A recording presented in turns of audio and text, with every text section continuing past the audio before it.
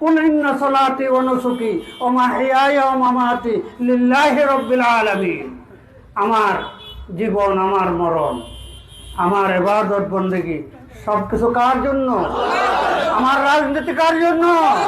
আমরা ইসলামের এক বিন্দু পরিমাণও ছাড় দিতে রাজি নয়। এই দেশ থেকে ঘুষ দুর্নীতি মুক্ত করার জন্য আল্লাহ পাক যদি আমাকে সংসদে কবুল করেন, আমি একা 100। আমি একা, আমি যেই কথা বলবো ঘুষ দুর্নীতির বিরুদ্ধে, আমার কথা খণ্ডন করার মতো মায়ের ছেলে সংসদে থাকবে না।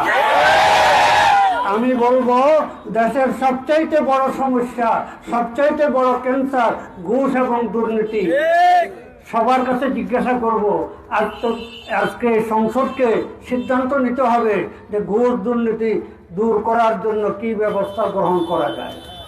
সবগুলো মুখে তালা লাগাইয়া বসে থাকবে, কি প্রেসক্রিপশন আমাকেই দিতে হবে। আমি নতুন প্রেসক্রিপশন দেব না। আল্লাহ পাক ১৫০০ বছর আগে কোরআনে কারিমে তারপরে প্রেসক্রিপশন দিয়েছেন যে আস-সারিকু ওয়াস-সারিকাতু ফাকতাউ আইদিয়াহুমা। চোর পুরুষ হোক মহিলা হোক, নেতা হোক নেত্রী হোক, হাত কেটে দাও। এই হুকুমটা কার? এই হুকুম কার? এই হুকুম কার? আল্লাহর। তোমরা দেশ থেকে দুর্নীতি বন্ধ করার চেষ্টাও করো নাই, করতে পারেও না। শুধু ক্ষমতা টিকে থাকার জন্য করস ফায়ার। কি হাত কাটাটা, হাত কাটা বর্বরতা। এদের কপালে কি মারতাম? ইট মারতাম না, সাড়া মারতাম না, হিসা মারতাম।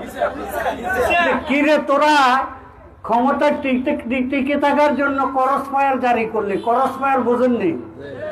করস ফায়ার যদি নাকি জনগণ মেনে নিতে পারে, সংসদ মেনে নিতে পারে, পশ্চিমা দেশগুলো মেনে নিতে পারে, ভারত মেনে নিতে পারে, তাহলে হাত কাটাটা মেনে নিতে পারবে না কেন? আমি গ্যারান্টি দিয়ে বলতে পারি, মাত্র ২-৩টা হাত কাটা গেলে দেশ ঠান্ডা। কারণ বড় ছোরে হাত কাটা যাবে আগে না, ছোট ছোরে। বড় ছোরগুলো কোথায়? সংসদে, মন্ত্রী পরিষদে। ঠিক আছে নি কথা? ঠিক আছে। এই জনগণকে বাধ্য করবেন না আইন হাতে তুলে দিতে। জনগণ ইসলামের পক্ষে, আল্লাহর পক্ষে রায় দেওয়ার পরে এই দেশে চোরের বিচার হাত কাটার মাধ্যমে হবে ইনশাআল্লাহ, আইনের মাধ্যমে।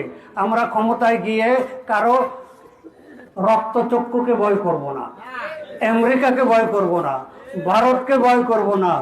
জমিন কার? আসমান কার? আল্লাহর জমিনে আইন চলবে কার? আল্লাহ পাক আমাদেরকে বোঝার তৌফিক দান।